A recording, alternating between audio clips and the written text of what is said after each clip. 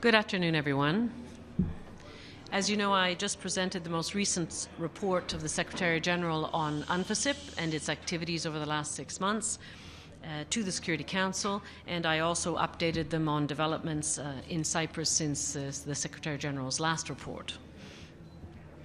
One of the things that I appreciated very much was the interest of the Security Council members and the strong support of the Council members for Cyprus and for resolving the Cyprus issue. And I very much appreciated their engagement with me this afternoon. There was a very good exchange of views, a number of very pertinent comments from the Council members, and a lot of very important questions that they were asking me as well.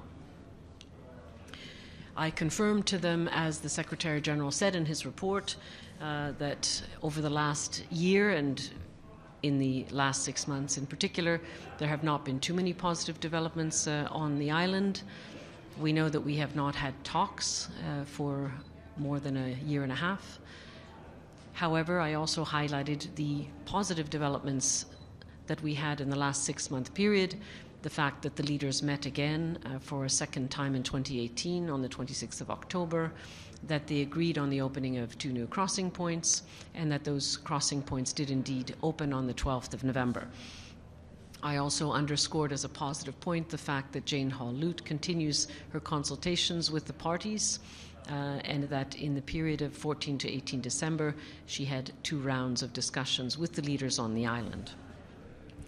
I thanked the Security Council for its continuous support, both for the peace efforts in Cyprus, as well as the 2 peace missions on the island, and the efforts of Ms. Lute to support the sides towards arriving at mutually agreed terms of reference as a common starting point for a renewal of negotiations. I believe also that from our exchanges this afternoon, the Security Council very much appreciates the views of the Secretary-General with respect to the need to improve the climate and the atmosphere on the island and to have better conditions for a renewed, successful negotiation process. So they were very supportive of additional confidence-building measures and more trust building between the communities on the island, and having more direct support for that on the part of both sides, including the leaders. And finally, I believe that they also were very clear about their appreciation of the role of both the good offices and UNFICYP. In the case of UNFICYP, they definitely understood and underscored the importance of our 2-pronged approach to creating conditions conducive to a successful negotiation process on the island. On the one hand, continuing to maintain calm and stability in and around the buffer zone, and in the second instance, in helping to bring the communities together and promoting greater contact, cooperation, and trust building between the 2 communities. Thank you. Yes?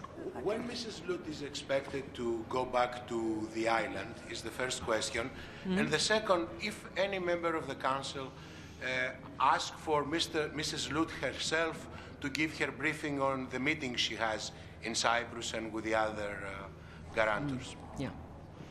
Well, Ms. Lute is expected to return to the island in the near future. I think she will decide on her dates soon, so we shall all soon find out about that. And indeed, the Council has expressed interest in her work. Thank you. Can I ask a question? The Turkish Cypriot foreign minister was here, and he was talking about the violations in the border and saying that UNFICYP was monitoring the developments, but they didn't have any much power to stop them. So they are talking about making UNFICYP having a more civilian structure rather than military components. Do you have any reaction to that, or do you have any views, or has any member of the Security Council expressed any opinion or asked any information about it from? Yeah. Well, thank you. I can simply say that the role of UNFICYP on the ground is not simply to monitor, it's also to actively diffuse tensions in and around the buffer zone. So, as we know, we have about 1,000 soldiers arrayed between the buffer on both ceasefire lines. And there are occasionally tensions that arise because of incidents, sometimes arising from civilian activity. And what UNFICYP does is not only monitor these events, but we also have liaison and engagement military, and we have our UN police who actively diffuse these incidents so that they don't further escalate. So in terms of the role of our military, it's very important because military-to-military contact is important when you try to address these types of issues. Yes?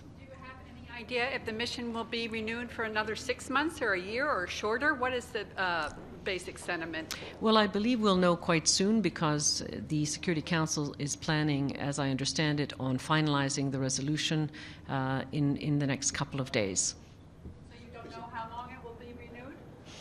Well, the Council usually looks at the renewal issue in 6-month increments because our mandate must be renewed twice a year, as you know.